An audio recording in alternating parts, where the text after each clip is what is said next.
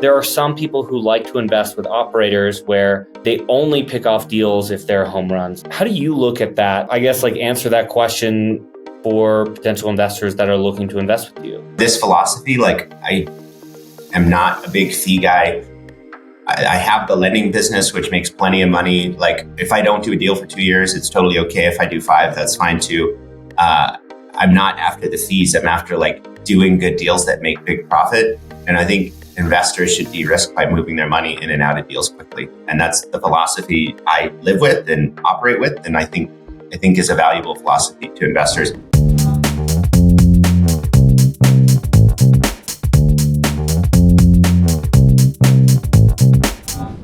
All right. Welcome to another episode of the Legacy Wealth Podcast, where we help accredited investors build their legacy through passive investments. I'm your host, Pascal Wagner, and today we have on the show David Lawver joining us from Austin, Texas. Welcome, David. Hey, how are you? I'm doing well. So I'm gonna give a little bit of a background on David. He is the CEO of Turnkey Ventures, an Austin, Texas-based real estate company with expertise in acquisitions, development, and also private equity. Their strategy is two-pronged. The first is that they buy and flip new construction, factory-made residential properties. And the second approach is that they purchase a long-term hold retail centers. And since founding in December 2014, Turnkey Ventures has over 60 million in assets under management, over 16 different deals with a historical IRR of 34%. So I'm excited to dive into this. I also know David through a men's mastermind group called Abundance, which you might have heard me reference here a couple times. But that's how I've originally gotten to know David over a personal level. And we've also interacted on a couple different deals for my own co-living portfolio. So I'm excited to dive in here. So David, to start, kind of help me understand. So I kind of gave a background on what you do. How did you get into that? And how has that changed since 2014? Yeah, I'll get to that. But before I do, first of all, so glad to be on your show.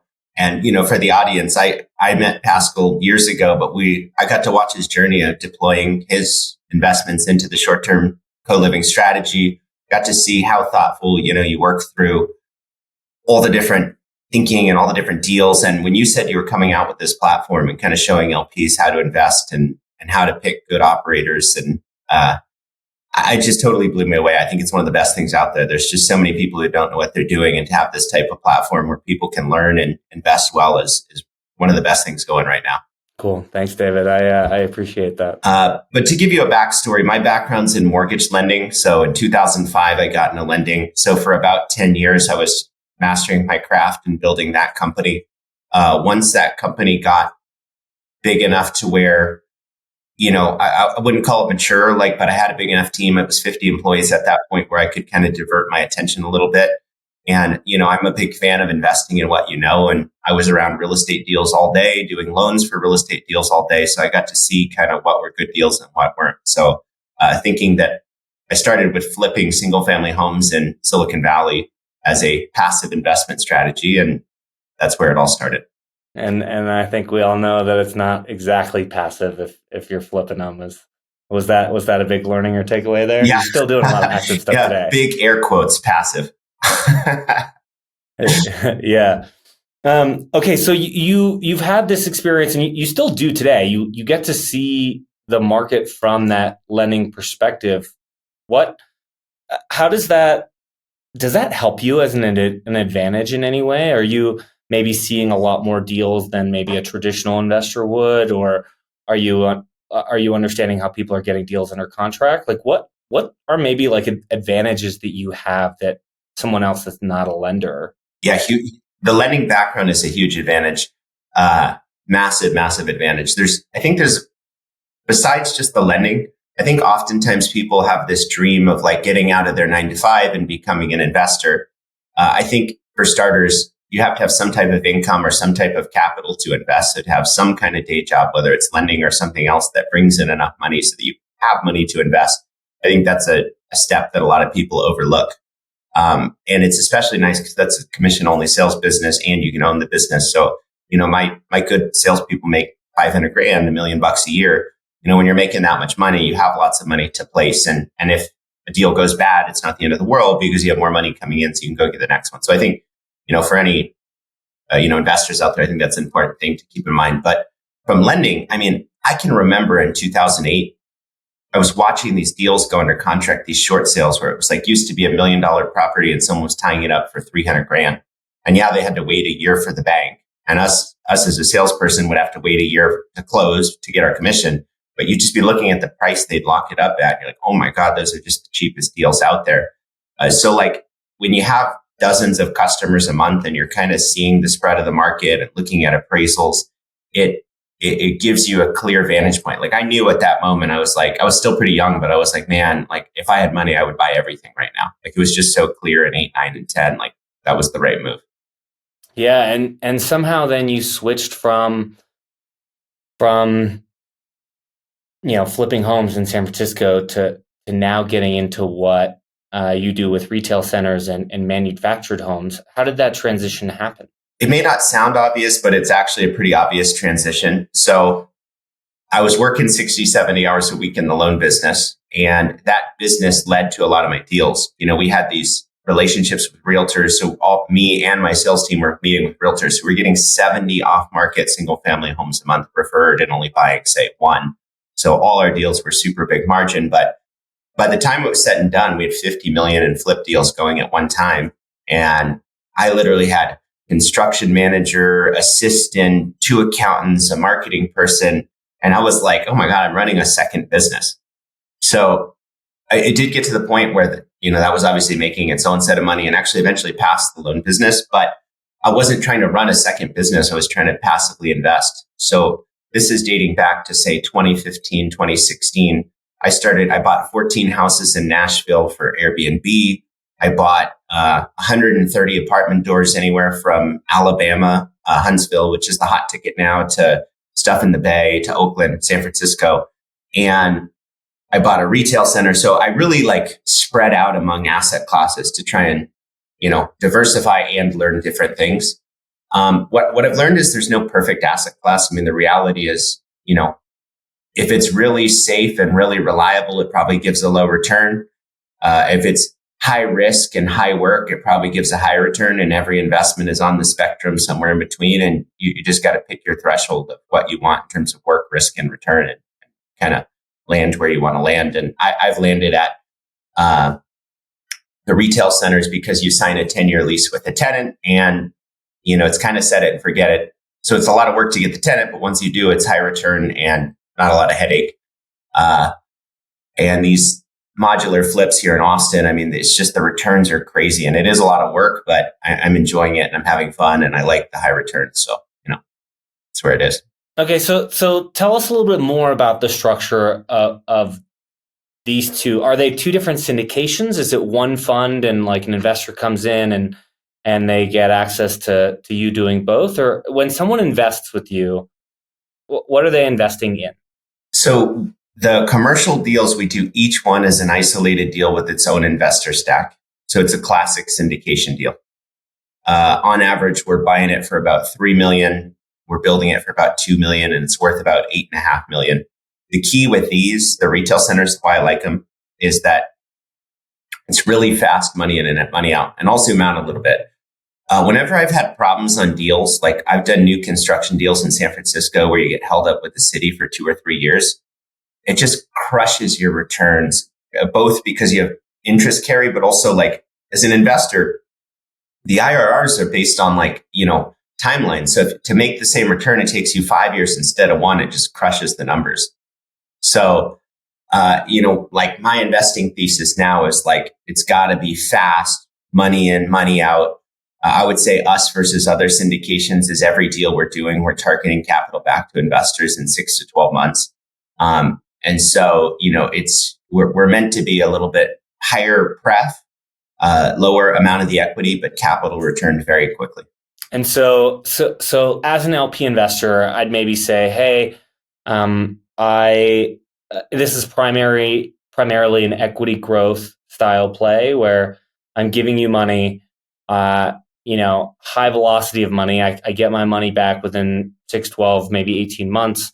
I can redeploy that, and then I still have money in your deal, or that's when the investment ends, and it's just a 6 to 18 month investment hold period. Yeah, so I'll answer that question. So for the retail centers, the money stays in. So like, let's say we buy it for 3, build it for 2, and it's worth 8 million.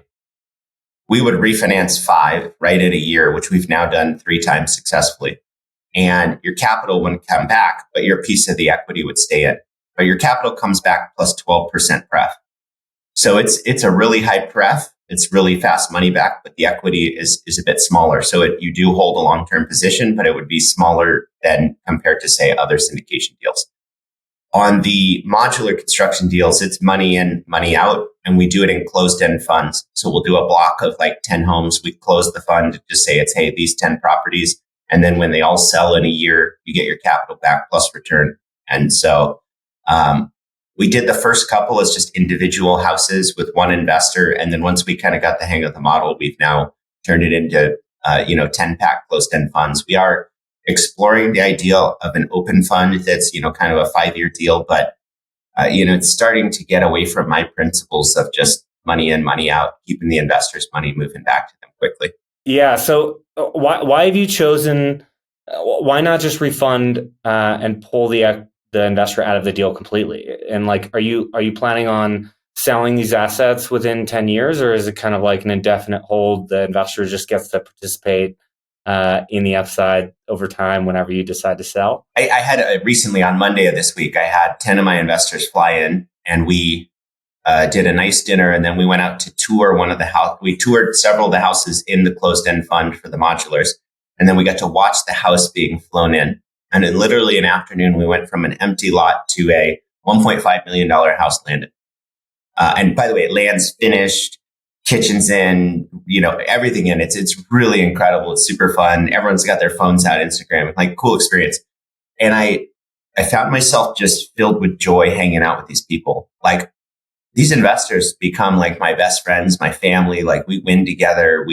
They all have ideas and contribute. And like, if they think of something, they're like, oh, you should check this out or whatever. It's so cool. And I do it because I love that feeling, and I like winning together. So I'm not like really in this space of like, oh, I just want to buy them out real quick and hold the asset. Like, I want to keep them in, and then we get in the next one and we're in that one. And I think it's very cool to like be in multiple deals with people over a long term, but I like returning capital quickly.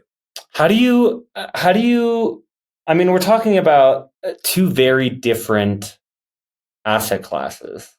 How did you get experience in, like, how did you, at one point you're flipping homes, and so, maybe you're involved in the renovation, and then somehow you get involved in this manufacturing ability. What's this of manufacturing homes for these single family lots? Like, tell me about that transition and how that happened. Yeah, it goes back to that in 2016. Say I was like, hey, how do I turn this to more passive?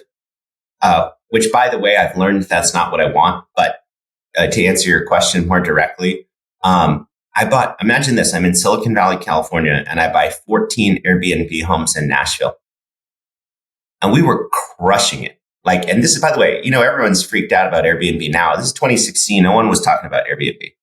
And Nashville had a giant hotel shortage, and it's the town of bachelorette parties where Airbnbs compete well against hotel. I mean, we were buying $350,000 houses, doing $7,000 a month per house on rents. It was just printing cash. It was such a good deal. But it was not passive. It was so much work. We had a 25% of revenue manager, and we were on calls twice a week with the manager, problems, cleaner miss. Like, it was a nonstop work. We were flying out all the time. And I love that portfolio. I would have kept it, but Nashville changed their permitting rules and essentially said, hey, if you're grandfathered in, if you have it, if you don't, you can't get future ones. And then an attorney, like kind of a asset protection attorney, looked over my portfolio and noticed that I had 14 homes in my personal name with Airbnb guests staying in. And so he gave me the legal advice, which was, hey, you should put these in an LLC. And so I thought the name NashBnB was really clever. So I created that LLC and moved them all into it, only to realize that was technically a change of title and killed all my permits. Wow. Yeah. As well. And to be frank, I kept operating them. Because they were Yeah. like sending me fines, and the fines were like $150 a month. I'm like, okay, yeah, here you go. And then eventually they called me out, and I had to like fly to Nashville and chat with the city. And I was like, uh, that's like too much. If it was just some fines, it would have been fine. But it was a good learning experience. I mean, how is some attorney from Nevada supposed to know like the local nuances of Nashville, air short-term rental rules when no one really knew what short-term rentals were? Um, so, I think if there's any takeaways, it's like double check your attorney, but also like, when I look at like, I get approached often now about doing Airbnb deals, and I know there's like increased revenue and it looks pretty, but it's so much work. So like, in the scale of like, what's the return? What's the work? What's the risk? Do I want to do this? It's often the answer for me is no, but it could be yes for somebody else. You know what I mean? But so I systematically went through each asset class and came up with some analysis like that as to why it didn't work. And then when I landed on the retail center where I signed a credit union and I signed a 10-year deal and I don't get any phone calls and the check shows up on the first every month, I was like, I kind of like this. And I know I'm in a risk bucket that if the credit union died, I'd probably be hard to get a new tenant.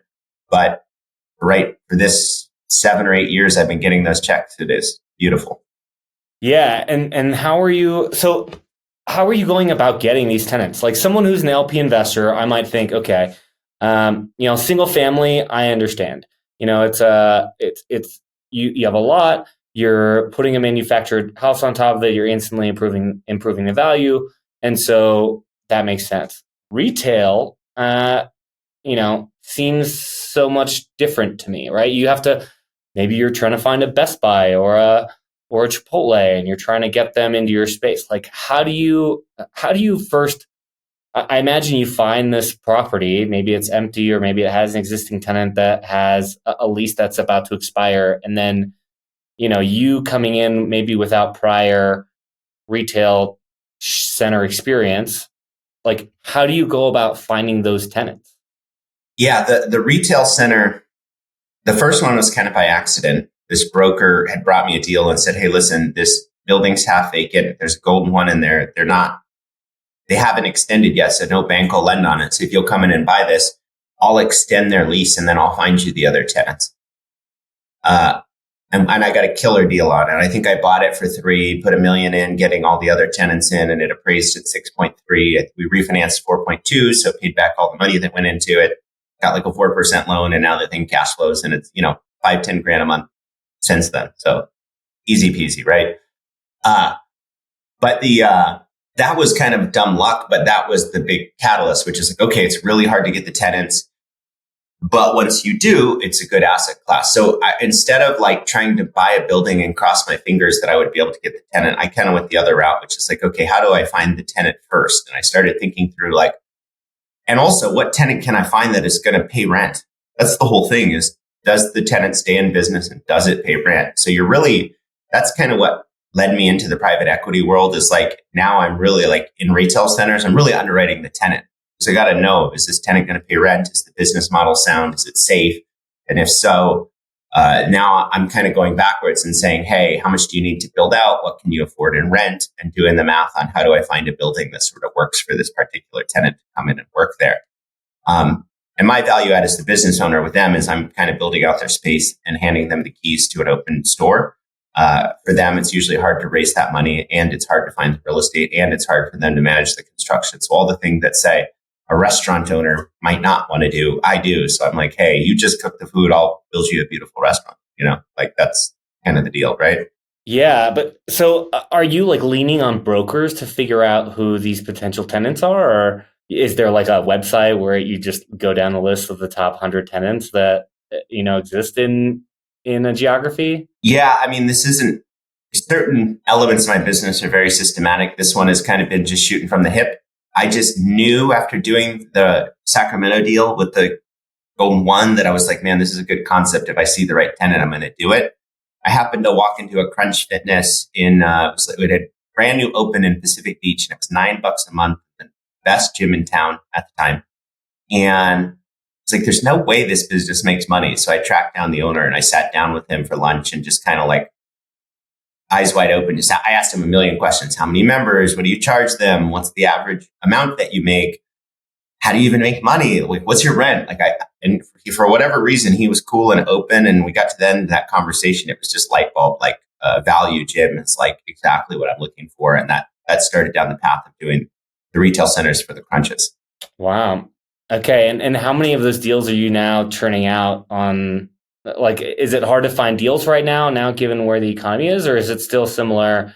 It's just a matter of going through 100 deals and you pick the best one and keep going. I'm not in some huge rush to do 10 retail centers. If on average you buy it for 3, build it for 2, and it's worth 8, it's an $8 million deal. If I do 1 a year, each one cash flows about 20 grand. Like, why do I need to do 5?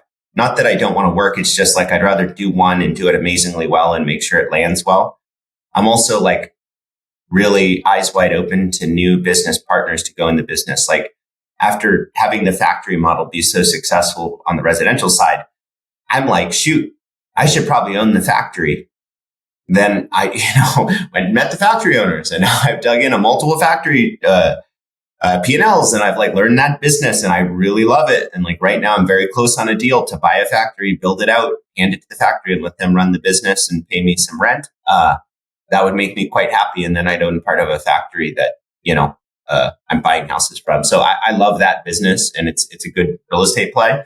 But I'm looking at a basketball concept. I've looked at multiple restaurant concepts. I've looked at, anytime I walk into a business and I'm like, oh, this is a really cool business. I'm paying attention. One of the things, how big is your team when it comes to doing this? I mean, I'm imagining, this. You've mentioned this concept of, hey, I only need to do 1 a year and I'd be fine. There's this interesting dichotomy when you're looking at investors to invest, partners to invest in, and there are some where it's a full-fledging business with a big team. And, on the one side, you could say, hey, I only want to, work with, operators that have a full team that are constantly looking at deals because, it's their bread and butter. That's how they operate. They need to do deals to survive. And on the other hand, you also have this, like, there are some people who like to invest with operators where they only pick off deals if they're home runs, like in the instance that you're talking about. How do you look at that, and how do you, I guess, like answer that question for potential investors that are looking to invest with you? Probably going to go a long answer on this because I have strong opinions about it. Yeah, let's do it. I'm on everybody's list that I can be on. If you'll put me on your syndication list, I'll read it. If I really liked it, I might invest in it. I look at so much stuff, and most of the deals that I see are just not very good, especially in 2021, 22. I was seeing these apartment syndication deals that were just garbage. Like, they were like planning for a 4 cap on the way out in a tertiary market where generally the returns a 6 cap.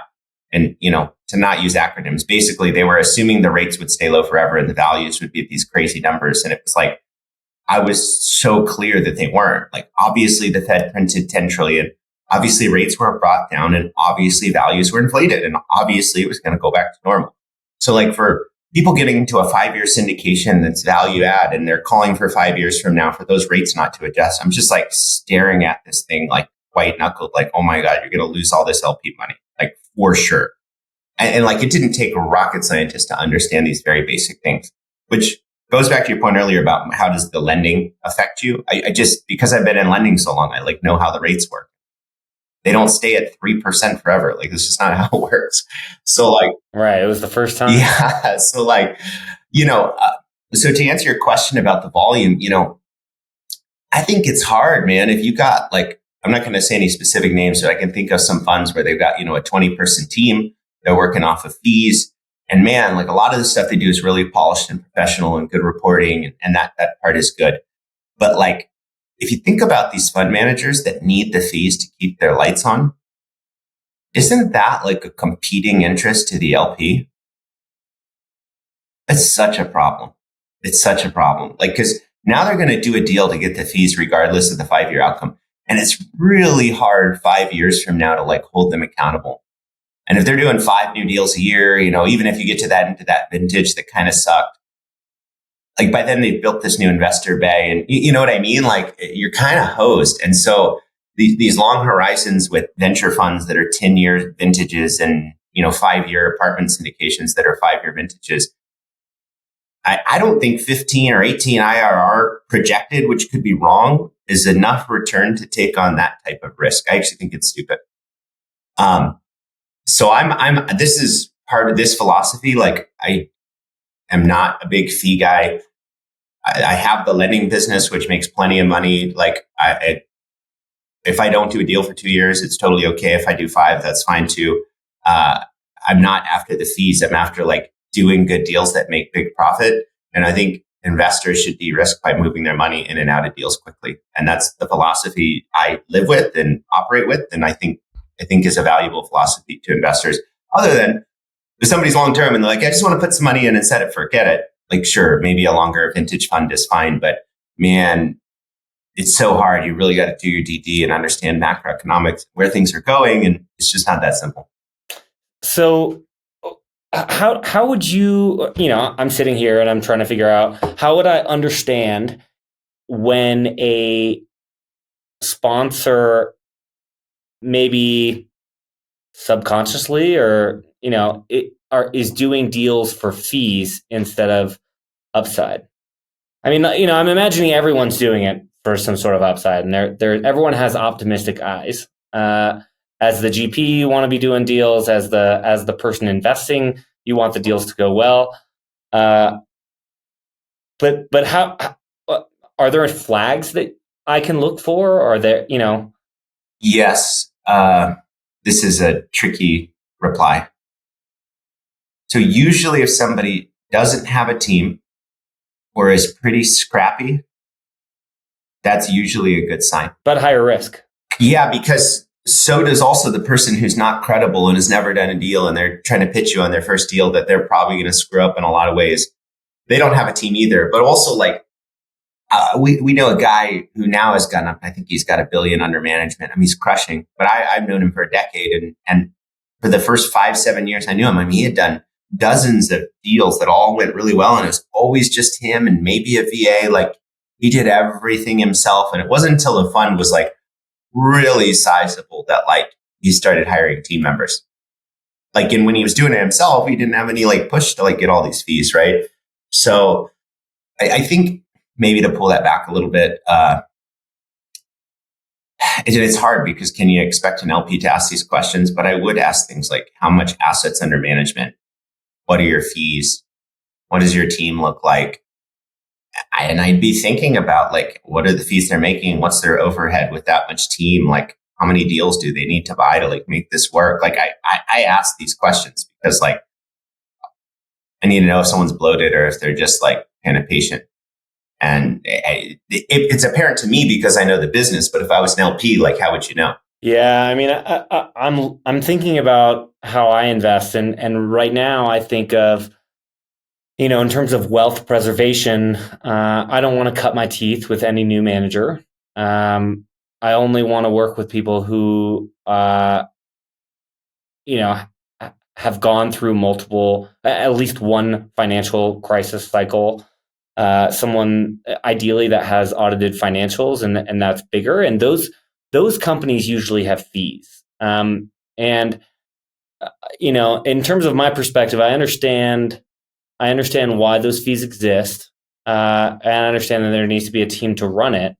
And so I guess the thought here is if you're more conservative than going for a larger fund with that has fees makes more sense. But if you're really trying to juice returns, then you go with an earlier manager. Like how do you think about that? It's all back to the thing I said earlier.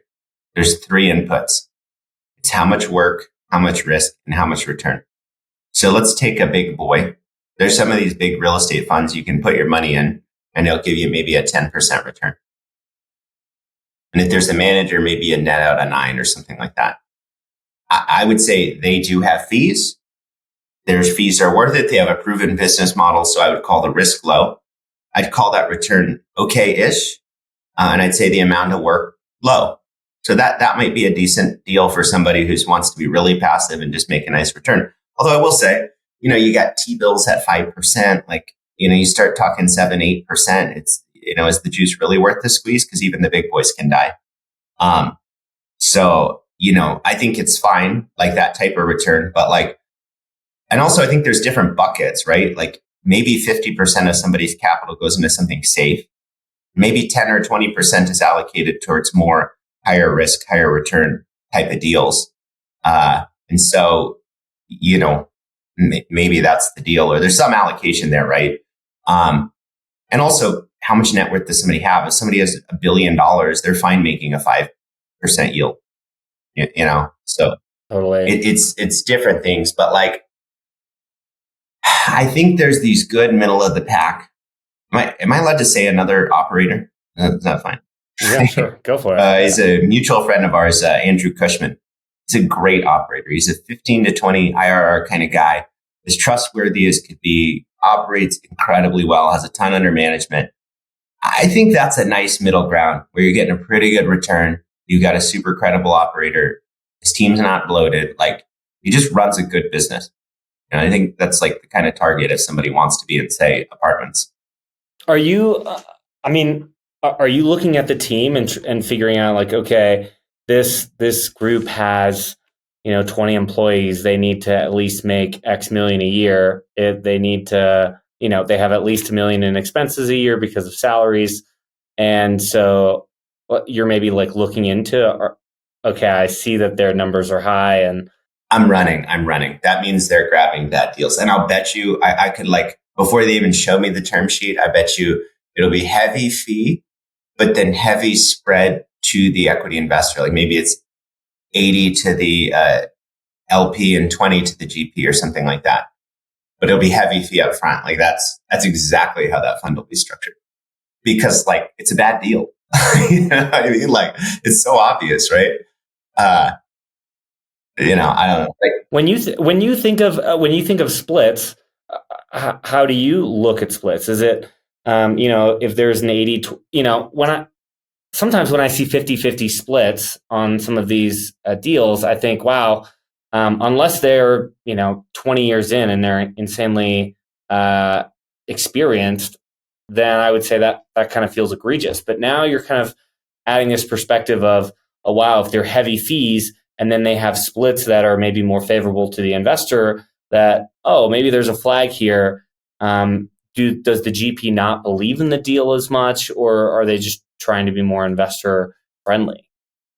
I think higher pref, lower split equals GPs putting their risk on the table, which means they know it's a good deal.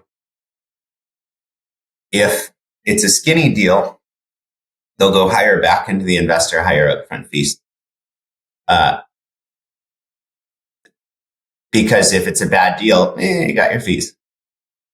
Yeah, you're only going to clear the 6% pref hurdle. So it's like, okay, let's move out of here.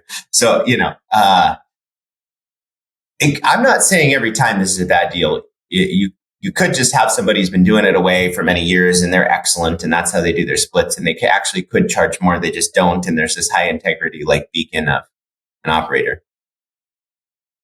I can't name a lot off the top of my head though. Okay, helpful. I mean, it's just an interesting way to, and another perspective of looking at operators and the types of deals that they put out. Going back to the topic of maybe manufactured homes, where do you see that market going? Why is that such a hot spot for you right now? And do you see that continuing? Yeah, so I think to dispel the conversation, because some people hear manufactured or modular and they think of like trailers or, double wides for, out in the country or whatever that is. To be clear, the construction we're talking about is just factory built systems where big pieces of the construction are done in a factory and then it's assembled on site. We're building multi-million-dollar mansions in Austin, $100,000 kitchen packages. I mean, these are beautiful mansions.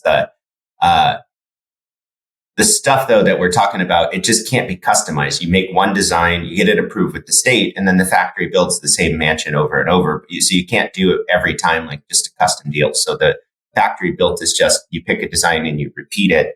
but the quality can range from trailer, if that's what you want, all the way to, $5 million mansion. So just to clarify, like what that is. Future of construction. We're one of the few major countries on the planet that still builds on site. If you ever go to a factory and see it, it's incredible. Like imagine 35 stations. There's a crane that's holding the box, and this box is just moving down the line. And it's like station 1, framing, boom. 2 hours later, station 2, electrical, boom. Station 3, plumbing, just down the line. I mean, they could put out a 2,500 foot house in 10 days. Like you've never seen anything like it. And there's an inspector and a checklist and a hard hat. And like, it's like a real production. Yeah. And I'll say this, I've never seen a beer can in the factory.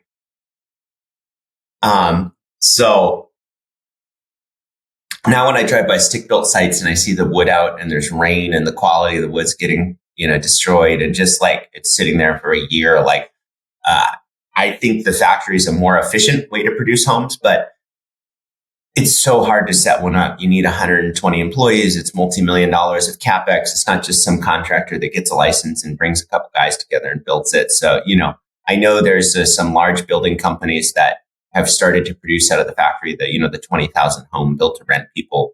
I think there's some people that see the light, but, I think right now it's something like 2% of all building is factory built. So like it's a very small part of the market. Anyone in the industry will tell you it's the future of building and that's what will happen. But, who knows if it is, but for right now, for us, the reason that we do it is I can buy a lot, have a state approved permit in a month, and I can have the house down in 3 months, like all day, every day. So when you compare that to a 2-year investment cycle of trying to buy, get fresh permits approved, and then try and sell it 2 years later, like not only is there risk of the carry plus all the risk of market change, like the 3-month horizon and money in, money out. I mean, if you can't tell from what I'm saying, that's like my whole investment thesis. And so to have a construction model where I can buy a lot, throw a house down, have big margins, sell it, make cash, and move on to the next one, that's where I live.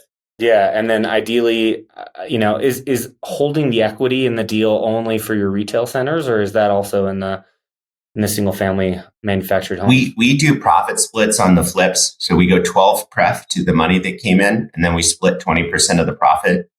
Our fund one, we're not totally done with it. I'd expect to be done by the end of the year.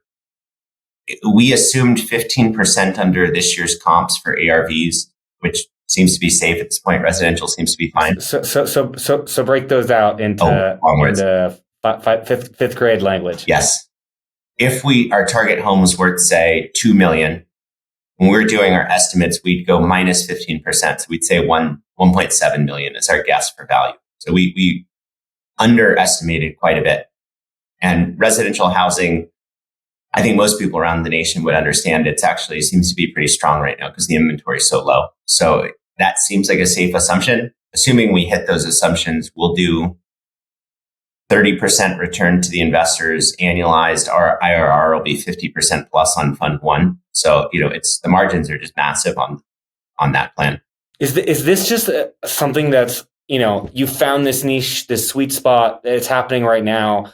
It'll only exist for another couple of years. Or how do you see that space evolving in the opportunity that you're playing in?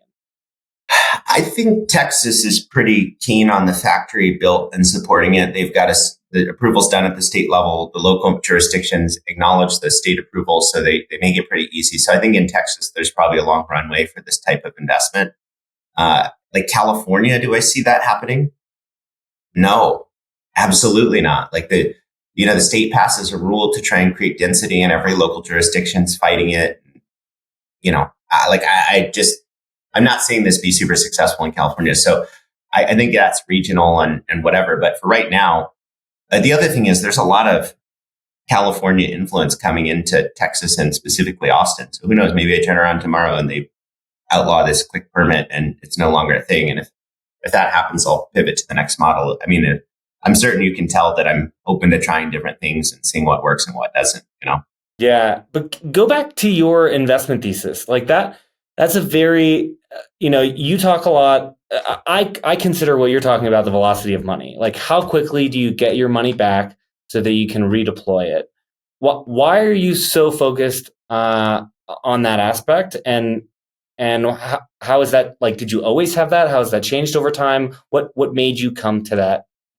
It's a little bit of scar tissue from building in San Francisco and getting smacked on a couple projects where we spent 3 years trying to get permits, this kind of stuff. And then you get to the end and even on ones that make money, you're like, we didn't really make good money and it was over 5 years. So the deal just ultimately stinks.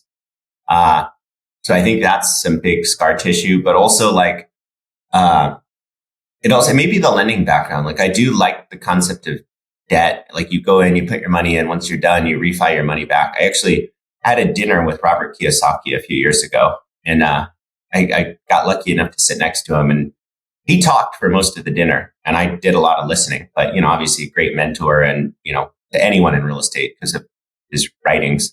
But one of the major things he said to me that I'll never forget is he's like, people don't get it. He's like, all I do is acquire assets for free that cash flow.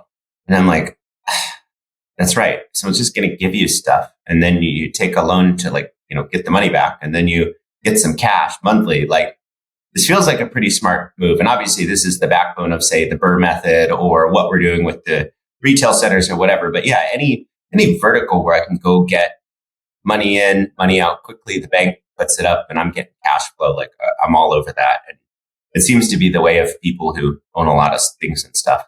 Yeah, I dig that. This was awesome, David. Thank you so much for hopping on today. Where can what are your minimums to be a part of your fund, and where can people go learn more to potentially join you?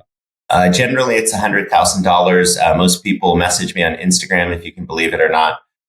My handle's at Mr. Lawver, MRLAW, V as in Victor, ER. I recorded on a podcast recently, and I think I got 200 DMs after it. So I answered every single DM, and I answer it myself, and I like it. And, always happy to chat with investors. Awesome. Thanks again for joining us, David, and looking forward to seeing you next time.